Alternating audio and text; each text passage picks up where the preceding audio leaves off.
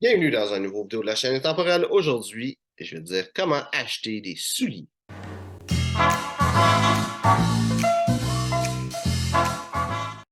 Donc, si tu veux t'acheter des nouveaux souliers, les guides d'achat que je fais, je dis toujours la même chose. Il faut que ça fitte avec qu'est-ce que tu portes. Je peux faire une vidéo juste là-dessus, comment agencer ton soulier avec tes vêtements, mais tout ce que je veux dire, c'est que ton soulier devrait être un petit peu plus foncé que ton pantalon ou la même intensité, sans nécessairement être la même couleur, mais être la même intensité de couleur. Avec des souliers en cuir classiques, tu vas vraiment avoir trois grandes couleurs. Tu peux avoir un peu plus de couleurs que ça que tu peux trouver. C'est quand même assez, si tu te forces un petit peu, mais assez facilement, tu as trois couleurs que tu vas trouver. Noir, brun et Bourgogne. Donc, noir, ça va bien avec des pantalons noirs, évidemment. Qu'est-ce que Bourgogne aura pas? Par contre, un pantalon noir, ça va pas bien aller avec des pantalons qui vont être trop pâles, comme des chinos, des pantalons. Un soulier noir, ça va être quand même très formel. Sauf si c'est un soulier noir qui est très décontracté, tu peux t'en tirer. Un soulier noir, ça va être une couleur un petit peu plus vraiment de ville, qui est un peu plus formelle. Un pantalon plus décontracté, ça va aller un petit peu moins bien. Souvent, ça va trop trancher avec un pantalon qui est pâle, ça va être mieux avec un soulier brun. Mais règle générale,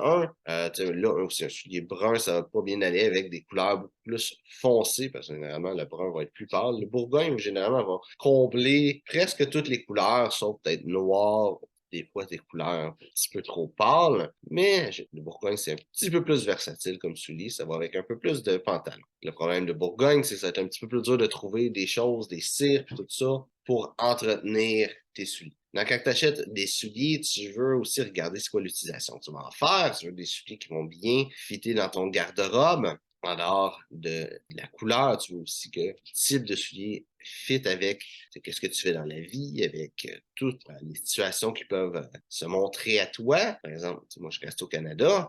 L'hiver, il y a de la neige. Quoi? Pour moi, c'est une bonne idée d'avoir peut-être une paire de bottes dédiées pour l'hiver, mais d'avoir des souliers qui vont être un petit peu plus quatre saisons, quand il va mouiller, puis tout ça. Toi, si tu vis dans une place chaude, tu as des souliers qui vont être plus confortables quand il fait plus chaud, d'une place encore plus froide que moi. Parce que moi, je reste, peut-être que tu es mieux avec des bottes plutôt que des souliers. Ça, c'est quoi tu fais comme emploi aussi va affecter ou qu'est-ce que tu fais dans la vie de tous les jours, pourquoi est-ce que tu veux ces souliers-là, va affecter aussi quel type de souliers que tu vas acheter. Toutes les choses à considérer avant de choisir quel type de soulier tu vas acheter. Ensuite, tu veux regarder la qualité de ton soulier. Donc, généralement, plus tu vas payer cher ton soulier, plus que le soulier va être de qualité, mais pas nécessairement.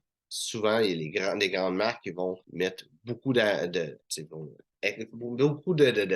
beaucoup du prix va être de payer pour le nom de la marque, finalement. Mais à l'opposé, moins tu payes cher, il y a un des points où est-ce que tu ne peux pas avoir de qualité pour un certain prix. En dessous de 200 tu n'as pas de bons souliers. Tu peux juste pas avoir de bons souliers en dessous de 200 parce que ça prend plus de main-d'œuvre pour faire des souliers de meilleure qualité. Ça coûte plus cher de matériel parce que le matériel va être meilleur. Tu as certaines choses que ça va prendre que tu es obligé d'avoir dans des souliers de meilleure qualité que dans des souliers de mauvaise qualité. Ils vont juste pas le mettre dedans. Ça fait en sorte que le soulier va être plus cher. Puis aussi, les compagnies, il faut qu'ils fassent de l'argent. Fait que j'ai jamais vu en dessous de 200 canadiens un soulier d'une belle qualité, généralement en dessous de 200 rien de bon. Après ça, c'est sûr qu'il y a un autre petit palier à 500 où est-ce que vraiment le souci du détail va vraiment être bien fait, où est-ce que ça va être bien fait avec la qualité du matériel, la qualité du travail, mais aussi avec la qualité de la finition. Donc, c'est toi de regarder jusqu'à où est-ce que tu es prêt à payer. Aussi, techniquement, tu peux faire des souliers sur mesure.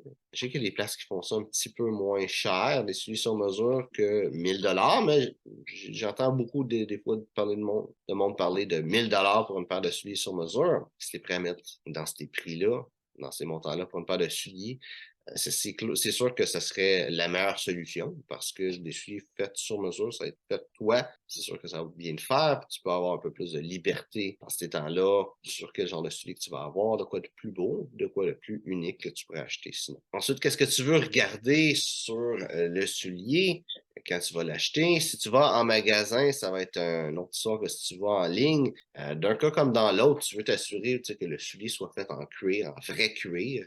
C'est sûr que même en dessous de 100 le soulier il peut être en cuir, mais c'est plus facile qu'il y ait des souliers en faux cuir en dessous de 100 spécialement qu'est-ce qu'il y a à l'équipeur qui n'est pas une belle qualité de soulier. C'est même pas du cuir, c'est un genre de tissu recouvert qui s'appelle du cuir PU des fois. Tu veux que ça soit en cuir parce que le cuir, ça s'entretient facilement et tu es capable avec ça de le garder plus longtemps. Parce qu'une paire de souliers qui te coûte 100 qui vont durer 1 an, c'est moins bon qu'une paire de souliers qui va te coûter 300 qui vont durer 20-30 ans. Ensuite, tu veux que la semelle soit cousue. Il y a différents types de semelles, généralement soit en caoutchouc, soit en cuir. Une semelle en cuir, c'est sûr que ça va être une belle semelle, quelque chose de le fun, mais c'est surtout un soulier d'été, d'une place qui va pas avoir beaucoup de précipitations, beaucoup de pluie et surtout pas de neige. Donc, pour l'hiver, c'est pas un bon soulier, mais si tu veux vraiment un garde-robe de souliers d'été et un garde-robe de souliers d'hiver, ou si dans une place que c'est correct d'avoir des souliers en cuir, avec une semelle en cuir, peut être une belle option. Une semelle comme l'autre peut être cousue. Tu veux une semelle qui est cousue. Il y a vraiment deux grands types de cousus. Il y a plus que deux, mais il y a deux grands cousus que tu vas trouver. Il faut que tu saches c'est quoi la différence entre les deux. Tu as un cousu Blake. Donc, le cousu Blake, qu'est-ce que c'est? C'est que tu vas avoir ton soulier et la semelle qui vont être deux morceaux et ils vont être mis un sur l'autre et ça va être cousu bord en bord du soulier, de l'intérieur du soulier au travers de la semelle. Ça, c'est un cousu Blake. Ton pied va être directement sur le cuir. Généralement, c'est une semelle en cuir avec un cousu Blake. J'ai des souliers avec une semelle en caoutchouc, un cousu Blake. Le bon côté de ça, c'est que généralement, un cousu Blake va coûter moins cher à faire que l'autre cousu que je vais te dire. Ou généralement, c'est même une des façons les moins chères, donc ton soulier va coûter moins cher. Un autre bon côté, c'est que le soulier, il y a moins, c'est juste soulier, semelle, cousu ensemble, tu as moins de matériel dedans, donc le soulier va être plus léger. Ça fait un très bon soulier d'été. C'est un cousu Blake, c'est surtout en Italie que c'est fait. Je devrais plus dire, en Italie, c'est surtout ce genre de cousu-là qui est utilisé. Ça fait un soulier plus fin, un petit peu plus élégant, moins gros. Les mauvais côtés de ce cousu-là, c'est que comme c'est cousu barre en barre du soulier, le soulier n'est pas étanche à l'eau. C'est sûr que ça reste du cuir, donc le cuir en tant que tel, il n'est pas 100% étanche à l'eau de toute façon.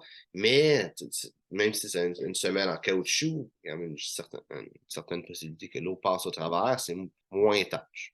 Aussi, entre ton pied et le sol, il y a moins de couches pour certaines personnes. Pour certaines personnes, c'est un plus. Pour certaines personnes, c'est un moins. Fait que je ne dirais pas si c'est une bonne chose ou pas, mais tu as moins de support, si on veut, à ton pied, quoique la semelle est là aussi. Là, c'est pas comme si tu n'avais rien. L'autre cousu qui existe, c'est le cousu Goodyear. Donc, le cousu Goodyear, qu'est-ce que c'est? C'est que tu as le soulier et tu vas avoir une bande de cuir. Peut-être que moi, ça serait d'autres choses que du cuir, mais c'est une bande de cuir qui va être cousue sur le soulier. Cette bande-là va être retournée vers l'extérieur et en faisant ça, il va y avoir un espace vide. Donc, dans cet espace vide-là qui va être créé, il va y avoir une couche de liège qui va être mise et la semelle va être mise par-dessus et la bande de cuir qui a été mise sur le soulier va être cousue à la semelle. Donc, qu'est-ce que ça a comme avantage et comme désavantage, ce type de cousu-là? Un des gros avantages du cousu Goodyear au-delà du cousu Blake, c'est que la bande de tissu est cousue sur le soulier et la semelle est cousue sur la bande de tissu. Donc, quand tu as besoin de changer ta semelle, ils vont enlever la couture, enlever la semelle, remettre une nouvelle semelle et coudre dedans la bande de cuir qui est déjà là. Si la bande de cuir commence à être maganée, ils peuvent enlever la bande de cuir et recoudre la bande de cuir et recoudre ça sur la semelle. Versus un cousu Blake, qui lui va être cousu barre en barre du soulier, et à un moment donné, cette base-là du soulier a été trop cousue. Et la personne, le cordonnier ne pourra plus recoudre de semelle dessus le cousu Blake. Donc, un cousu Blake va durer quelques décennies, mais ça devrait être des souliers qui vont te rester à toi pour une bonne partie de ta vie, versus des cousus Goodyear va durer toute ta vie et techniquement devrait être encore bon, même à la vie de quiconque va hériter de tes souliers. Un autre bon côté du cousu Goodyear, c'est que c'est un cousu qui est vraiment étanche à l'eau, parce que c'est pas cousu barre en barre du soulier, c'est cousu sur le côté du soulier. Un autre bon côté de ce type de cousu-là, c'est le fond de liège. Moi, j'en ai des souliers, comme j'ai dit, des deux. Le fond de liège, avec le temps, il finit par vraiment prendre la forme de ton pied. C'est plus confortable. Le soulier va devenir de plus en plus confortable plus que tu vas le porter. C'est sûr que le soulier peu importe quel soulier de cuir, le cuir va prendre de l'expansion et être plus confortable, veut pas. Mais la semelle est faite vraiment, le liège, c'est un beau matériel pour avoir ton pied dessus, qui puisse prendre l'empreinte de ton pied et être très confortable. Un des mauvais côtés pour le Cousu Goodyear, c'est que justement, il y a plus de matériaux utilisé, fait que généralement, elle va être un petit peu plus cher, spécialement quand il vient le temps de changer la semelle. Changer une semelle Goodyear, généralement, la personne va avoir besoin de changer le liège à l'intérieur. La semelle, généralement, va être un petit peu plus épaisse, quoique ça va dépendre de quelle semelle qui est installée. Il y a plus de travail à faire, possible avec une semelle, avec un Cousu Goodyear qu'avec un Cousu Blake. Fait que généralement, ça va être presque le double du prix de changer une semelle avec un Cousu Goodyear versus avec un Cousu Blake. Donc, si tu es quelqu'un qui veut faire prendre soin de ses souliers, c'est quand même quelque chose à prendre en considération. Des souliers vraiment d'hiver ou pour porter dehors à la pluie, c'est sûr que je recommanderais Cousu Goodyear. Mais si tu veux sauver de l'argent, tu n'as pas nécessairement besoin de quoi qui